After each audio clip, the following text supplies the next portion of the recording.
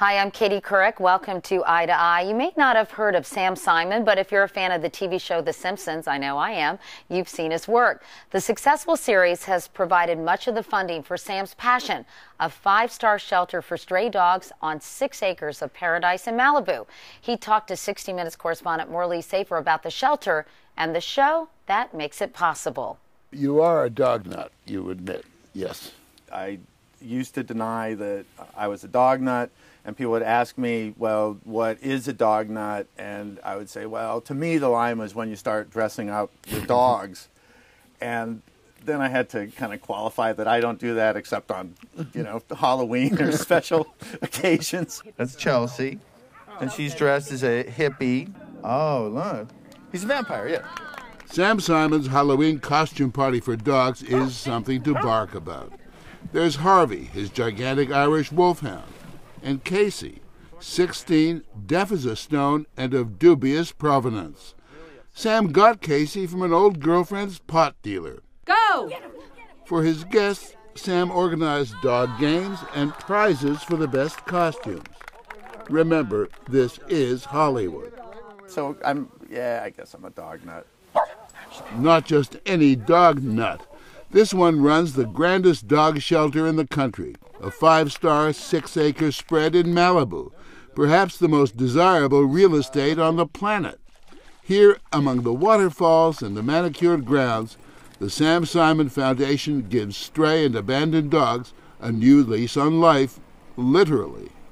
We rescue dogs and we train them to be service dogs, which helps people with disabilities. The dogs all come from Southern California animal shelters where many of them would otherwise be put down, a euphemism for killed, a fate that the SPCA says befalls as many as 9 million lost and unwanted dogs and cats each year in this country. I'm looking at their tail and I'm looking at their body language. Hi, honey. This day at the pound, Barb Velasquez, Sam's chief dog trainer, is scouting for a lucky candidate or two. It's a tough job. The hardest part of all of this is looking at a dog that we know is not at all suitable for our program and just having to walk away. Can I kiss you? You can. Oh, I did it! A potential trainee can't be too big, too shy, or too aggressive. One stray finally makes the cut. She looks really good. She's quickly given a new name, Amber, and a ticket out to Sam's dog paradise in Malibu. There, Amber and the others go through 6 months of training as companions for deaf people, alerting them that the phone is ringing. Good. The doorbell, the smoke alarm. There's a staff of trainers and vets. Some of them live here full-time. That's a good boy. You sit. Good job. The vets also travel around Los Angeles in Sam's spay and neuter mobile, so people in low-income neighborhoods can get their pets fixed for free. Starting at 7:30, people have an appointment to bring their dogs in. There's 27 little pens in there that they load the dogs into. It's a state-of-the-art operating room on wheels, snipping away at 30 dogs a day. Righty, guys, you ready? Add in the visits the dogs make to lonely seniors, and it's quite an empire.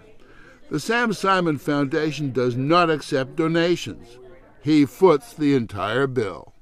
Let me be very rude and ask how much this costs you a year. I don't even know. It's millions. And money well spent, you believe?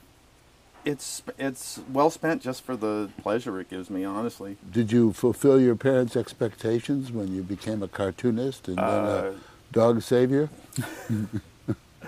I think that I am part of a generation of